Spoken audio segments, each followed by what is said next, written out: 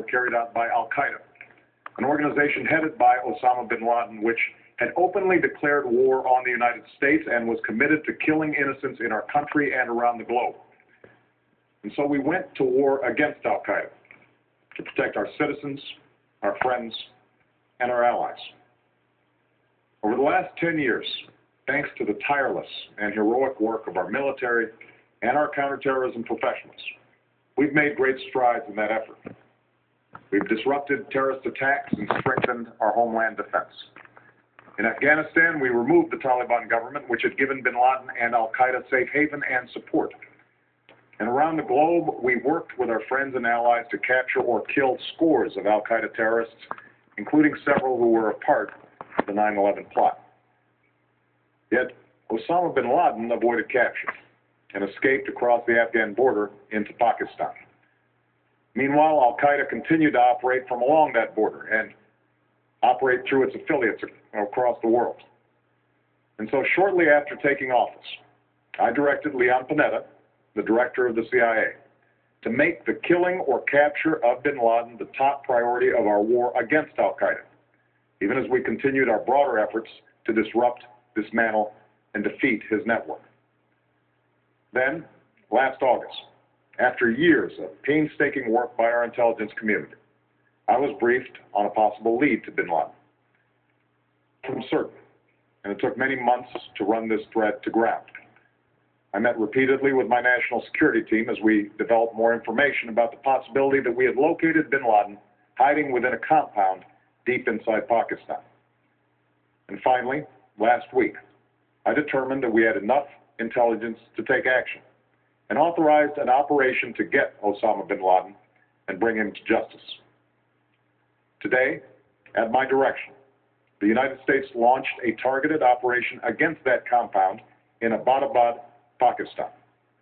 A small team of Americans carried out the operation with extraordinary courage and capability. No Americans were harmed. They took care to avoid civilian casualties.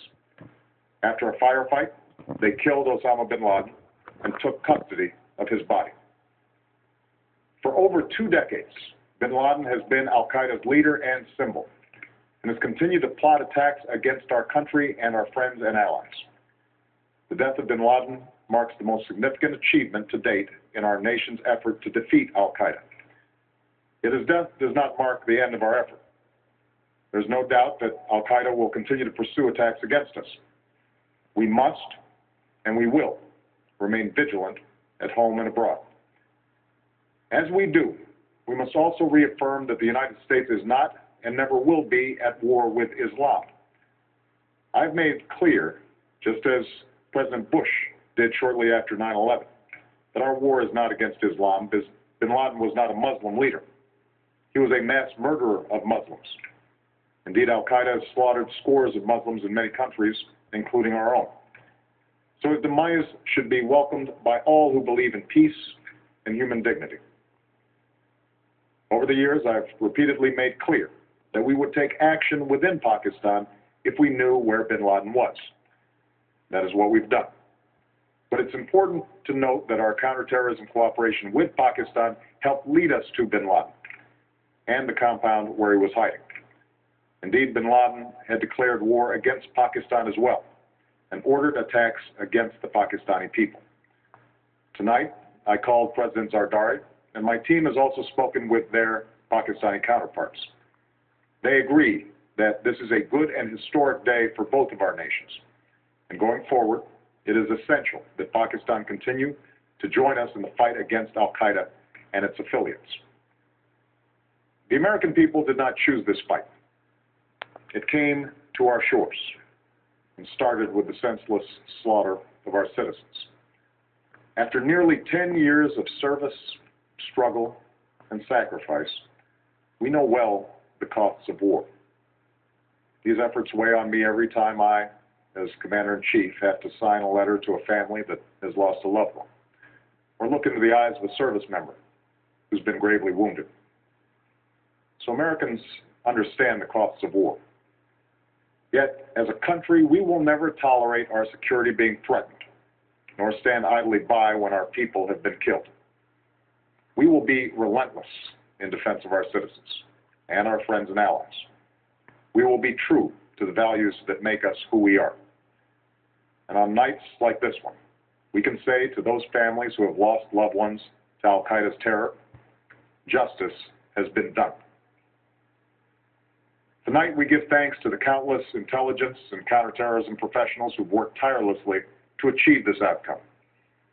The American people do not see their work nor know their names, but tonight they feel the satisfaction of their work and the result of their pursuit of justice. We give thanks for the men who carried out this operation, for they exemplify the professionalism, patriotism, and unparalleled courage of those who serve our country. And they are part of the generation that has borne the heaviest share of the burden since that September day. Finally, let me say to the families who lost loved ones on 9/11 that we have never forgotten your loss, nor wavered in our commitment to see that we do whatever it takes to prevent another attack on our shores. And tonight, let us think back to the sense of unity that prevailed on 9/11. I know that it has at times frayed, yet today's achievement is a testament to the greatness of our country and the determination of the American people. The cause of securing our country is not complete, but tonight we are once again reminded that America can do whatever we set our mind to.